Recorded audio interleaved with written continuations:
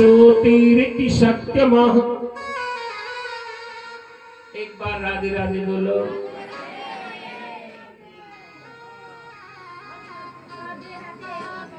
एक बात ध्यान रखना, भागवत की कथा को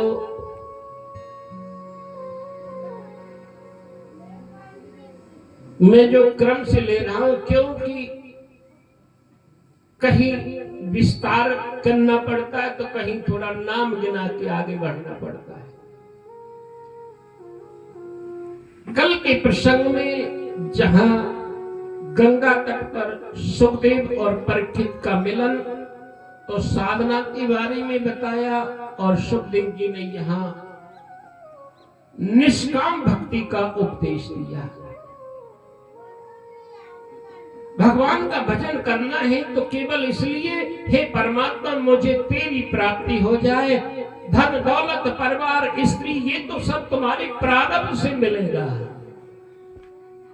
लेकिन लेना है प्राप्त करना है तो केवल परमात्मा का भजन मिले।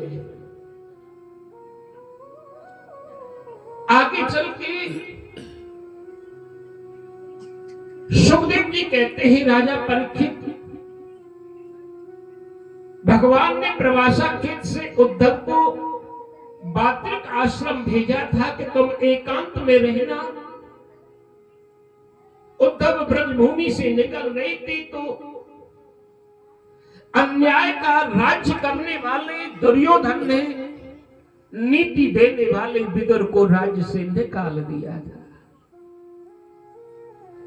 विदुर जी और उद्धव का यहां संवाद हुआ है। उद्धव ने कहा था, विदुर जी तुम बड़े परम भाग्यशाली हैं। अंतिम समय पे गोविंद ने मुझसे कहा था, तुम जाना बात्रिक आश्रम मेरे विदुर काका मिलेंगे, उनको मेरी कथा सुनाना। विदुर जी ने पूछा, उद्धव जी तुम सौभाग्यशाली हैं जो गोविंद के कृष्ण के मित्र बन के सखा बन के रहे। उद्धव ने दोनों हाथ पकड़ लिए और कहा, मैंने तो सुना था विदुर जी कि आपके यहाँ कन्हैया आए थे और छिलके का भोग लगाया था। आज हरि आए विदुर घर पावना। क्योंकि जिस समय शांतिपन दूत बन के भगवान हस्तिनापुर गए थे, उस समय विदुर विदुरानी दर्शन कर रहे थे। मानो की निमंत्रण दे दिया, आप भोजन हमारे यहाँ करना। लेकिन जब सभा में गए, दुर्योधन ने तिरस्कार किया। धृतराष्ट्र ने हाथ पकड़ा दुर्योधन का, बेटा ये दूत है, इससे ऐसे नहीं बोला जाता है। कहा दुर्योधन ने, ठीक है आप भोजन कर लो। कृष्ण ने कहा, भोजन दो स्थितियों में किया जाता है, एक कराने वाले के अंदर श्रद्धा हो और करने वाले के अंदर भूख हो। दुर्योधन इस स्थिति में मैं तेरे यहां भोजन नहीं करूंगा, क्योंकि तेरे श्रद्धा नहीं तो मेरे भूख नहीं। मुझे तो निमंत्रण दिया है। विदुर का कानी विदुरानी नहीं, क्योंकि जब कृष्ण का रथ निकल रहा था तो टप टप आंसू गिर रहे थे और विदुरानी की एक ही भावना थी कि मेरे आंगन में गोविंद आए, मेरे आंगन में गोविंद आए। विदुर विदुरानी पति पत्नी दोनों कीर्तन कर रहे थे। दरवाजा लगा हुआ है और कन्हैया गेट को खटखटा रहे, काकी जी काका जी मैं आ गया आ गया। विदुर ने कहा, ऐसा लगता है कन्हैया की आवाज है।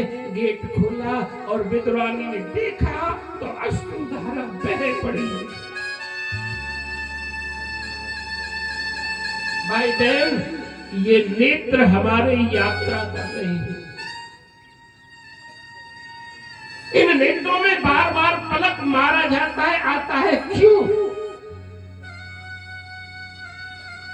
इन नेत्रों की भी यात्रा हो रही है और नेत्र दो ही जगह रुकते हैं, ये पलक कितनी भी रोको रुकेंगी नहीं, लेकिन दो ही जगह रुकती है, या तो मृत्यु के समय और या फिर परमात्मा का दर्शन करते से। परमात्मा का साक्षात दर्शन होता है।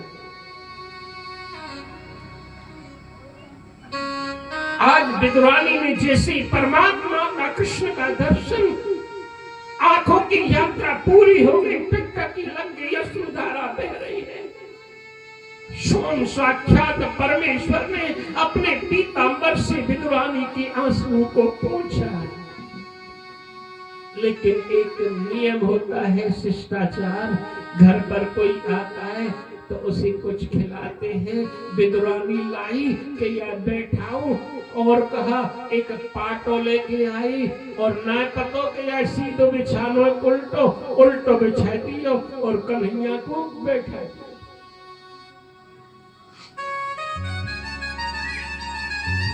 कदली पर केला लगा था लेके आई, ध्यान ही नहीं है कृष्ण की।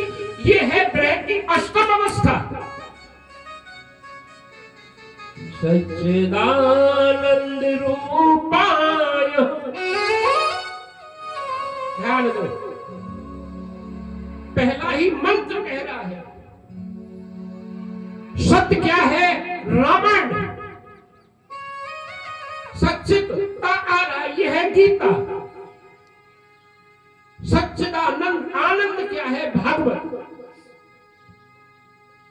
रामायण प्रयोग है, गीता योग है,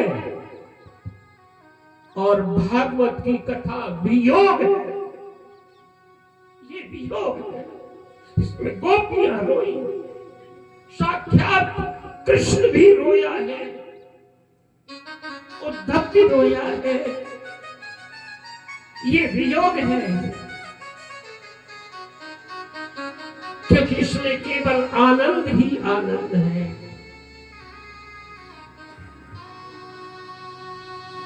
महाराष्ट्र में कृष्ण कहते हैं, गोपियां तुम घर दरबार छोड़ के आई है, तुमने समझा हो मेरे पास सुख है, तो मेरे पास सुख नहीं है। राधे राधे। परमात्मा के पास में सुख नहीं है भाई, क्योंकि सुख का विलोम क्या है? सुख का विलोम है दुख, दिन का विलोम है रात। भगवान ने वहां गोपियों से कहा, गोपियों मेरे पास सुख नहीं है, सुख लेना है तो मातरः भ्रातरः पतिश्चवः, अपने पतियों के पास जाओ, माता पिता के पास जाओ, संसार में सुख मिलेगा। लेकिन मेरे पास सुख नहीं, मेरे पास तो केवल एक ही चीज है, वो है आनंद ही आनंद।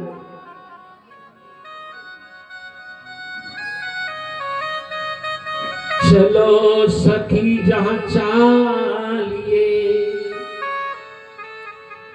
तहां बसे नदलाय, दर्शन कर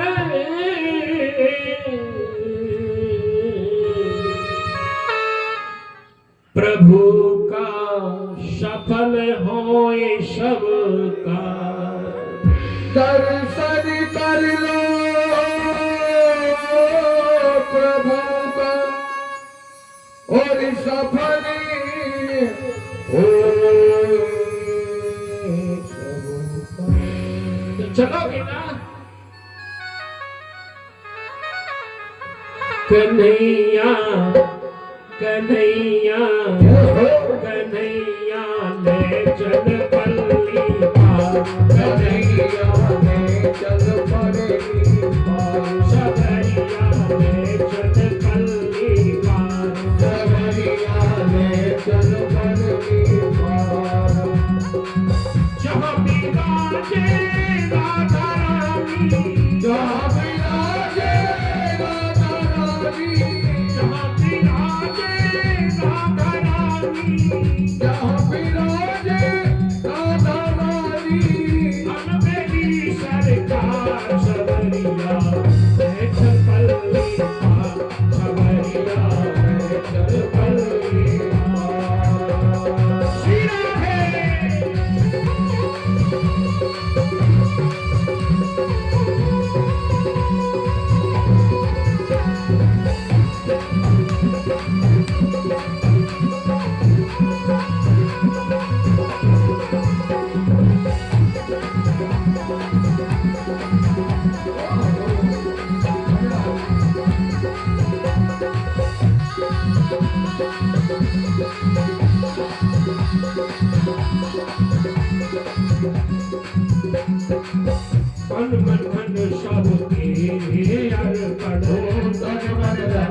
तेरे अर्पण ओ तन मन धन सब तेरे अर्पण ओ तन मन धन सब तेरे अर्पण सदा सहत सब तुमको समर्पण ओ सदा सहत सब तुझको अर्पण ओ सदा सहत सब तुमको समर्पण ओ सदा सहत सब तुझको समर्पण मैं तेरे चरणों की दासी ओ मैं तेरे चरणों की दासी मैं तेरे चरणों की दासी मैं तेरे चरणों की दासी तू मेरा बनाए मैं चल पलटी मार सवरिया रे चल पलटी मार सवरिया रे चल पलटी मार जहाँ बिना दे राधा रानी हो जा बिना दे राधा रानी जहाँ बिना दे राधा रानी हो जा बिना दे राधा रानी कल पे भी सरकार सवरिया मैं चल पलटी मार रिया रे चल पलटी मार रिया रे चल पलटी मार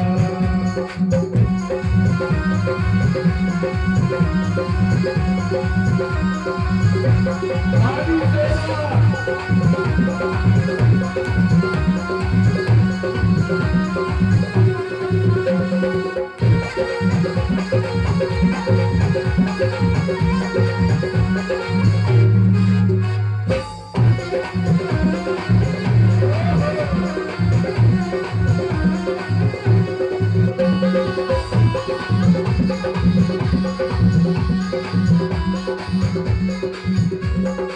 जग की कुछ परवाह नहीं है जग की कुछ परवाह नहीं जो परमात्मा के द्वारे पर जाते हैं उन्हें जगत की कोई परवाह नहीं ये डर नहीं मारा जग की कोई परवाह नहीं ओ जग है की कोई परवाह नहीं दूसरी कोई अब चाह नहीं ओ है दूरी अब कोई चाह नहीं है दूसरी अब कोई चाह नहीं है ओ दूरी अब कोई चाह नहीं है और दूरी अब हार चुकी मैं बहुत हुई अब हार चुकी मैं और दूरी अब हार चुकी मैं बहुत हुई अब हार चुकी मैं ना छोड़ो मझधार सबरिया सबरिया सबरिया मैं जग भली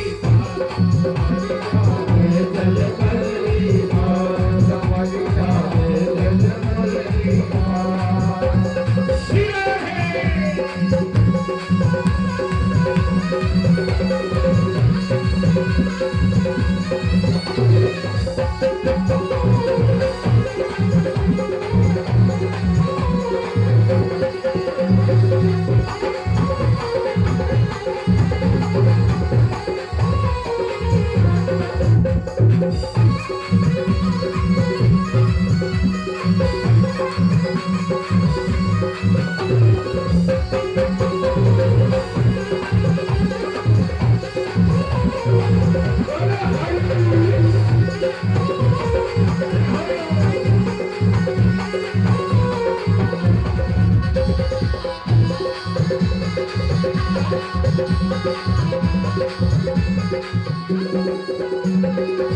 आनंद नया हर्ष गवाए ओ आनंद नया बरस धारे ओ आनंद नया हर्ष गवाए आनंद नया बरस धारे भक्ता भक्ता हर्ष गवाए सत्ता भक्ता हरस धारे ओ भक्ता भक्ता हर्ष गवाए ओ सत्ता भक्ता हरस धारे यूं कोई बोल रहा है आपकी मुक्ति हुई कोई बोल रहा है राधा नाम रस हर्ष गवाए ओ राधा नाम रस बरस रहा है मेरे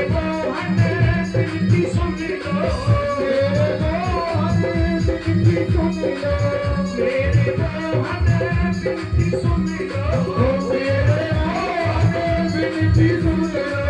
कर तो बेड़ा पार सवरिया, सवरिया, सवरिया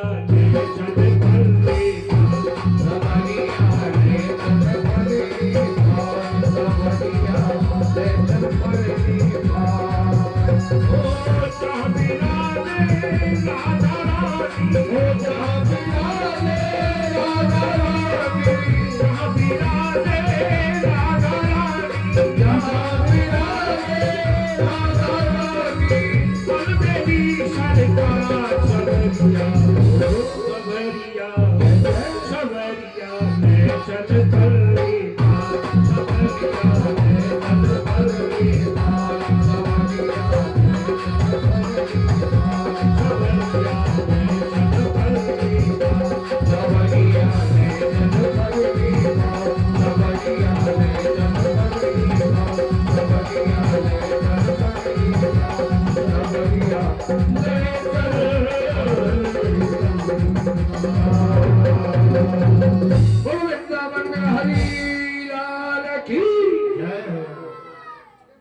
सवरिया ले चल पल्ली पार। इस जीवन के बीच में नदी बह रही है मेरे भाई बहन। संसार में एक नदी के तट पर तो हम आ गए, लेकिन दूसरी तट हमें दिखाई नहीं दे रहा है, पता नहीं चल रहा क्यों। जीवन और मरण का दो तट हैं, उनके बीच में भवसागर रूपी नदी बह रही है। जन्म तो हमारा हो गया, एक तट पर तो हम आ गए, लेकिन मरण का पता नहीं, वो तट नहीं दिखाई देगा।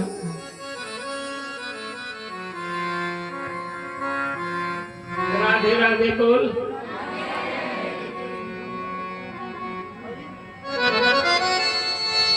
यहाँ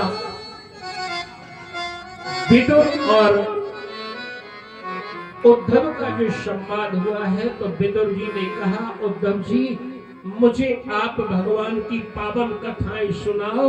विदुर सुनाते हैं तो उनका कंठ अवरुद्ध हो जाता है। कथा सुनाते सुनाते रो पड़ते, कंठ अवरुद्ध हो जाता है। विदुर जी, उद्धव जी ने कहा, विदुर जी तुम्हें भगवान की कथा सुननी है तो तुम बाद्रिक आश्रम चले जाओ। देखो वहां पर मैत्री मुनि रहते हैं। विदुर जी जा रहे हैं,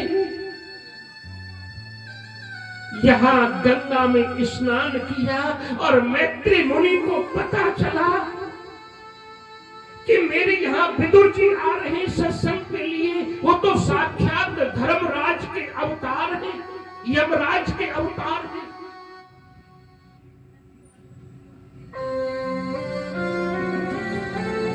विदुर और मैत्री मुनि का भागवत में यहाँ पावन संवाद आया है माताओं। विदुर जी ने मैत्री मुनि से 3 प्रश्न किए। कहा, मैत्री जी भगवान के अवतार कितने होते हैं? दूसरा, म्रियमाण मनुष्य का लक्षण क्या है, अर्थात परमात्मा की प्राप्ति का साधन क्या है? और तीसरा प्रश्न किया कि जो निर्गुण है वो सगुण में कैसे आता है, इस सृष्टि का निर्माण परमात्मा कैसे करते हैं। सबसे पहले यहाँ मैत्री मुनि ने विदुर जी को सृष्टि विषयक प्रश्न का उत्तर दिया। कहा, विदुर जी प्रलयकालीन समय में आदि नारायण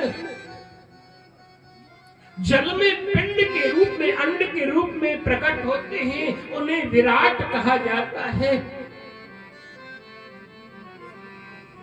उस अंड से वो अंड फूटा, उसके 2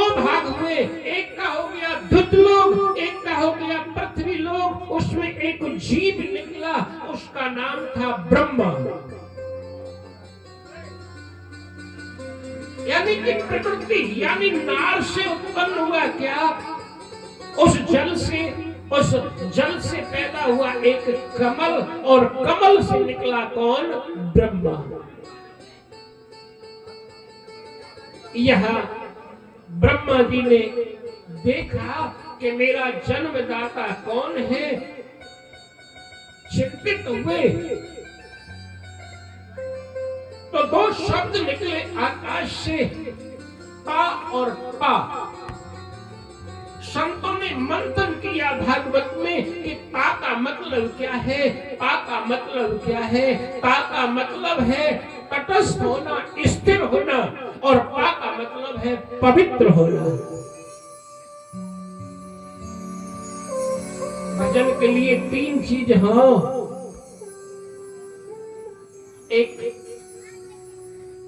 आसन हो, एक माला हो, और एक जल हो। ये तो लौकिक है साहब, लेकिन मानसकार ने लिखा कि भजन के लिए तीन चीज चाहिए, एक जंगल वन, एक पहाड़, और एक हो गया नदी या तालाब। जंगल का मतलब क्या है, जंगल का अर्थ होता है निर्भयता, पहाड़ का अर्थ होता है स्थिरता, जल का अर्थ होता है पवित्रता। आजकल पवित्र कम है, सुंदर ज्यादा है। शुद्धता मिल जाएगी लेकिन पवित्रता कम है। शुद्धता बाहरी होती है, पवित्रता अंदर की होती है। एक बाप था, उसने अपने बेटे से कहा, बेटा आज तेरी परीक्षा लूंगा, कि बताओ कि ये 5 मक्खियां थी, बोले इनमें मुझे बता कि कितनी मादा हैं और कितने नर हैं। मक्खी जो होती है, अब तो बेटा बोलो पापा बताओ कि हाँ, कि इसमें 3 तो मादाएं और 2 नर हैं। कि तूने कैसे पता कर लिया? कि पिताजी जब तुम मक्खी पकड़ रहे थे तब मैं देख रहा था, क्योंकि 3 मक्खी तुमने शीशा पे से पकड़ी थी, मैं समझ गया कि शीशा पर ज्यादातर मादा बहन लगी रहती है, इसलिए 3 मक्खी मादा है।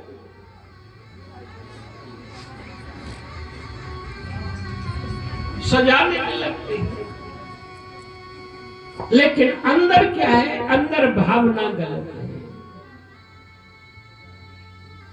चाहे तेरा कपड़ा फटा है लेकिन पानी में धो के तू पहनता है, तेरी भावना अंदर की शुद्ध है तो तू बड़ा पवित्र है। शुद्धता रखे, कोई बहुत बड़ी बात है, शुद्धता रखनी चाहिए, लेकिन अंदर की पवित्रता भी हो।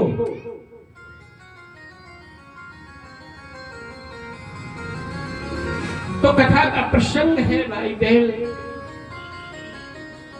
कि ब्रह्मा की उत्पत्ति हुई, एक जीव आया, उसने चारों ओर मुड़ के देखा तो 4 माथे सिर हो गए, उसे चतुरानन ब्रह्मा कहा गया।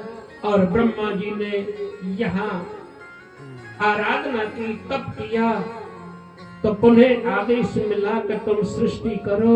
और सृष्टि के सृजन में सबसे पहले ब्रह्मा जी ने सनक सनंदन यानी मानसिक सृष्टि की, सनद कुमारों को बनाया। सनद कुमारों से कहा तुम सृष्टि करो, शादी करो, सहयोग दो। उन्होंने मना कर दिया। ब्रह्मा जी ने कहा बड़ा बेटा हो जाता है तो शादी करनी चाहिए। सनकादिक महात्मा बोले हम बड़े ही ना होंगे, अपनी शरीर की अवस्था पे रोक लगा है, हजारों वर्ष के, लेकिन 5 वर्ष के जैसे हैं, छोटे हो गए। ब्रह्मा जी को थोड़ा क्रोध आया, भौंट टेढ़ी हुई, वहां से रुद्र प्रकट हो गई। अब रुद्रों ने भूत प्रेतों की सृष्टि प्रारंभ की, वो नहीं खाने दौड़े। ब्रह्मा जी ने पुनः रोका, फिर उन्होंने ध्यान किया तो ऋषियों को बनाया, मानसिक सृष्टि से ऋषियों को बनाया। आगे प्रसंग आता है, ब्रह्मा जी सोचने लगे ये सृष्टि भी आगे नहीं बढ़ रही, मुझे मैथुनी सृष्टि करनी चाहिए। तो यहाँ मैथुनी सृष्टि के लिए तो स्त्री पुरुष चाहिए। ब्रह्मा जी ध्यान मग्न हुए, इनके एक भाग से पुरुष निकला, एक से स्त्री निकली। उस पुरुष का नाम था मनु और दूसरी जो स्त्री निकली उसका नाम था शत्रु। सृष्टि तो हो, मानसिक सृष्टि हो, लेकिन आधार तो नहीं है, जली जल है। क्योंकि प्रलय काल में समुद्र में नीचे चली गई थी कौन? पृथ्वी, जली जल था। बिना आधार की सृष्टि कैसे होगी? पुनः ब्रह्मा जी को चिंतित हुए, ध्यान किया, इनकी नासिका से एक छींक आई तो उसी छींक से एक बारहा प्रकट हुआ। बोली बारह भगवान की जय। भगवान ने 12 सुअर का रूप धारण किया। ब्रह्मा जी के देखते देखते नीचे रसातल में गए, जल में गए, जहां पृथ्वी रखी थी। अपनी कानों पर पृथ्वी को लेकर के आ रहे हैं। इन्हें एक असुर मिला था, वो कह रहा है कहां लेके जा रहे हो? भगवान ने कहा तुझे बाद में उत्तर दूंगा, पहले पृथ्वी को स्थापित किया और फिर उस दुष्ट का संहार किया। शुक्र काल में जहां सुखदेव भगवान इस कथा को सुना रहे थे, राजा परीक्षित ने हाथ जोड़ करके पूछा, गुरुदेव ठहरो, मुझे एक बात बताओ, ये पृथ्वी रसातल में क्यों गई? इसे लेकर के 12 भगवान आ रहे थे, तो वो कौन सा राक्षस था जिसने प्रभु को टोका था? भगवान ने उसका वध किया। सुखदेव जी कहते हैं, राजन, ब्रह्मा के मन से एक ऋषि की उत्पत्ति हुई थी, उसका नाम था मरीचि। और मरीचि के कौन हुए? कश्यप। कश्यप की 13 पत्नियां, उनमें 2 प्रधान थी, एक का नाम था दिति और एक का नाम था अदिति। अदिति से देवता प्रकट हुए और दिति से दैत्य प्रकट हुए। सुखदेव जी कहते हैं, राजन, पुत्र की कामना से एक दिन दिति ने कश्यप ऋषि से प्रार्थना की। कश्यप ऋषि के साथ में उन्होंने समागम किया। कश्यप ऋषि ने कहा, देवी तेरे पुत्र तो 2 होंगे, लेकिन दोनों दुष्ट होंगे। दोनों पुत्र दुष्ट होंगे। दिति ने पूछा, स्वामी ऐसा क्यों? कहा, देवी तूने ऐसे समय में निंदित संसार की सुख को भोगा है कि इसमें 4 कर्म अगर प्राणी करता है तो परिणाम उल्टा निकलता है।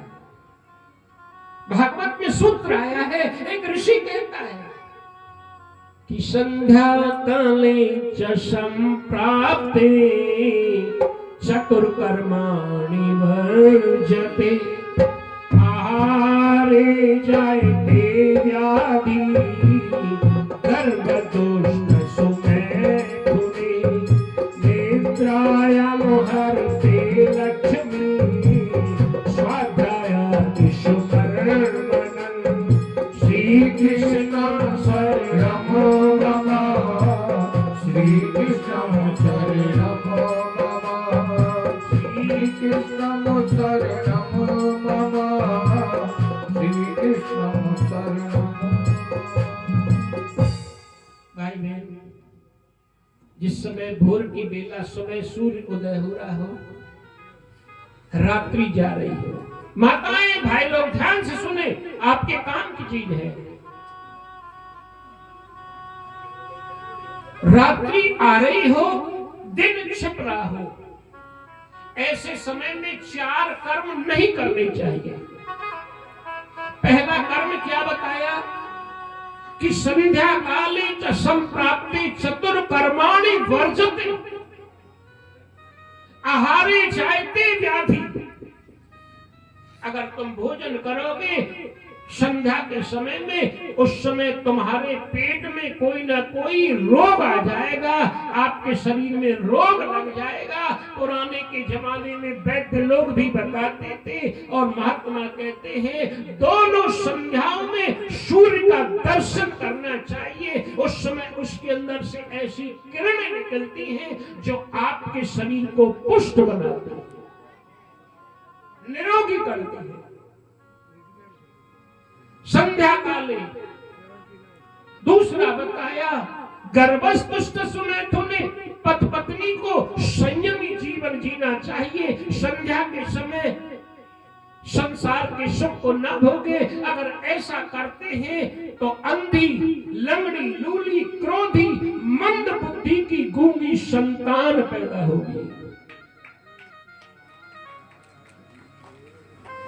तीसरा बताया निद्रायाम हरते लक्ष्मी। कश्यप महात्मा कहते हैं दिति संध्या के समय तीसरा काम कि सोना नहीं चाहिए। सूर्योदय से पहले जग जाए, शाम को सूर्य अस्त के समय भी न सोए।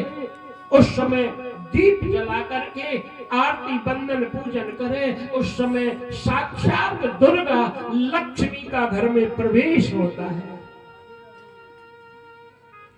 और चौथा सूत्र एक ऋषि पढ़ने वाले बच्चों को देते हैं। ध्यान में, पढ़ने वाले बच्चे दोनों संध्याओं में बच्चों को गणित, अंग्रेजी, हिंदी आदि आदि भौतिक विषय नहीं पढ़ने चाहिए।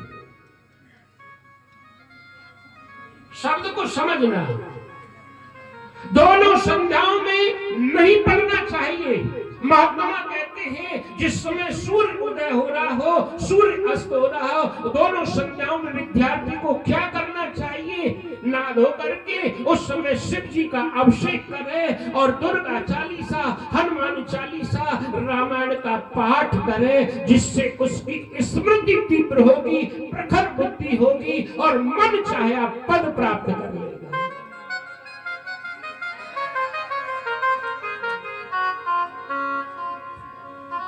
दोनों संध्याओं में विद्यार्थी को चाहिए हनुमान चालीसा। हनुमान चालीसा का मतलब है बल बुद्धि विद्या देव हरऊ कलेश विकार। ये तो 4 मूल में है मेरे भाई में, लेकिन फिर भी तुम अगर करते हो तो तुम्हें 40 की प्राप्ति होगी। वो 40 है।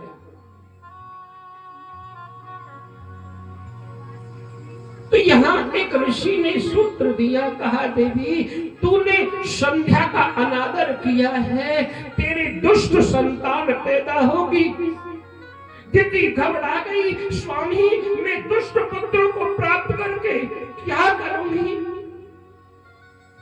महात्मा को दया आ गई और दिति के सिर पर हाथ रख दिए, कहा देख मैं संध्या के शास्त्र के वचन को नहीं भेज सकता, संध्या के परिणाम को नहीं हटा सकता, लेकिन मेरा आशीर्वाद है पुत्र तो तेरे दुष्ट ही होंगे, लेकिन तेरा जो पोता होगा वो अलंपट होगा, शीलधर होगा, उसका नाम प्रहलाद होगा।